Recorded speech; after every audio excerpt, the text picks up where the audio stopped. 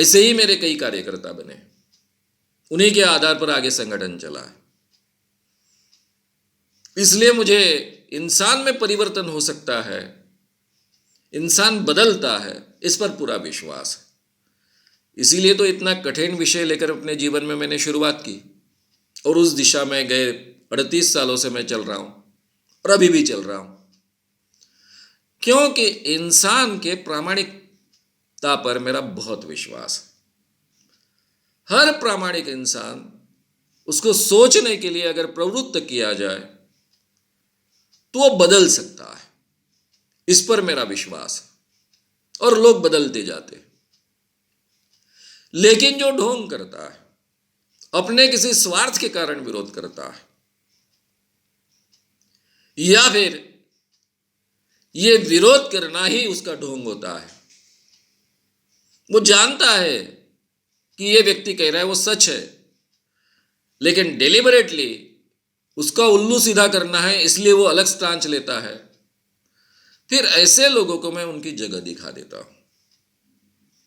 वैसे ही भारतीय परंपरा में, भारतीय कल्चर में वाद विवाद बड़े पैमाने पर रहे हैं, बड़े बड़े वाद विवाद होते थे, खंडन मंडन होता था। वो परंपरा मैंने शुरू की फिर से। बहुत नखरे कर रहा है क्या? चलो मैदान में बुलाओ, चल भाई तू तेरी बात कहे, मैं मेरी बात कहता हूं, लोगों के सामने हो जाने दो। आगे चलकर यह स्वरूप उसमें से निर्माण हुआ कि कोई सामने खड़ा ही नहीं होता है।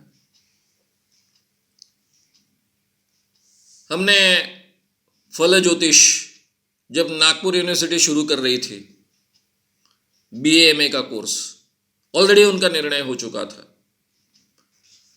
तो नागपुर यूनिवर्सिटी के एरिया के 11 जिलों में, तब अमरावती यूनिवर्सिटी सेपरेट नहीं हुई थी, इन 11 डिस्ट्रिक्ट्स में हमने 48 प्रोग्राम्स लिए।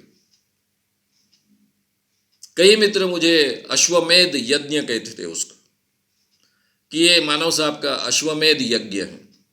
आपको पता है अश्वमेध यज्ञ क्या होता है? घोड़ा लेकर निकले हैं, जो घोड़ा पकड़ेगा उसके साथ में लड़ाई होगी, उसको लड़ाई जीतनी पड़ेगी। हम हर गांव में आह्वान देते थे कि चलो ज्योतिष का समर्थन करने के लिए ज्योतिषी आ जाए, जिन्होंने नागपुर यूनिवर्सिटी में इसका सैंक्शन दिया है वो आ जाए। कई जगह आते, पराभूत होकर चले जाते। ये 48 का कार्यक्रम में हमने किया था। यही बहस कई चीजों के बारे में हमने की, लेकिन शांति से। मेरे स्टेज पर आने वाले किसी व्यक्ति का मैंने कभी अपमान नहीं किया, चाहे लोगों ने मेरा अपमान किया हो। ना ही कोई अनादर पूर्वक शब्द का उनके लिए मैंने उपयोग किया। अरे भाई, वो मेरे स्टेज पर आ रहे हैं, मुझसे बहस कर रहे हैं, यही बहुत बड़ी बात है, तो उनका अनादर नहीं करना चाहिए। वो हिम्मत कर रहे हैं। यानी कई बार ऐसा होता था कि लोग उनको मारने के लिए दौड़ते थे। जैसे हमारे नागपुर में एक महंत नाम के हिप्नोटिस्ट थे। मानव साहब हिप्नोटिज्म के नाम पर ठग रहे लोगों को, ये उन्होंने आक्षेप लिया। लोगों ने उनको चढ़ा दिया। मेरे खिलाफ कोई ना कोई खड़ा हो तो बहुत सपोर्ट उसको मिला, वो हवा में गया बेचारा। फिर मैंने हमेशा का तंत्र उपयोग में लाया, चलो भाई जाहिर तरीके से बहस करेंगे। मैं लोगों को ठग रहा हूं, कैसे ठग रहा हूं तू बता, और तू तो खुद से हिप्नोटिस्ट है, चलो बहस हो जाएगी। पूर्ण चंद्र बुटी सभागृह में हॉल खचाखच भरा था, लोगों को बैठने को जगह नहीं थी, बाहर में लोग खड़े थे, 2-2.5 हजार लोग जमा हो गए थे, और उनके सामने ये सब हुआ। बाद में लोग इतने चिढ़ गए थे कि उसको मारने के लिए दौड़े। तब मैंने और उमेश बाबू चौबे, जो हमारे संगठन के कार्यकारी अध्यक्ष है, दोनों ने उसको रूम के अंदर लिया और उसको मार पड़ने से हमने बचाया। अब सबसे ज्यादा, मुझसे भी ज्यादा बाबूजी ज्यादा चिढ़े थे उसके ऊपर, क्योंकि बार बार वो कुछ तो भी बकता था, गालियां देता था, पेपर में अनट शनाप लिखता था, लोग उसको चढ़ाते थे। तो ये तरीका हमने उपयोग में लाया। तब भी मैंने महंत के बारे में एक भी अपशब्द नहीं कहा। मैंने इतना ही कहा कि भाई ये जादूगर आदमी है, इससे तो अपेक्षा नहीं की जा सकती है कि अभ्यास करे। मैं प्रोफेसर रहा हूं, कॉलेज में पढ़ा चुका हूं, तो मैंने जितना अभ्यास करना चाहिए इस विषय का उतना अभ्यास करना चाहिए महंत ने, ये तो अपेक्षा नहीं की जा सकती है। ये ठीक है, लेकिन इस विषय का इस आदमी को कोई भी नॉलेज नहीं, एबीसीडी भी पता नहीं है, ये भी मुझे लोगों के सामने रखना होगा। इसी ढंग से मैं भाषा करते करते उसके सभी नॉलेज की मर्यादाएं लोगों के सामने में रखता गया, और बेचारे को लोगों ने पीट डाले, ऐसी नौबत आ गई थी।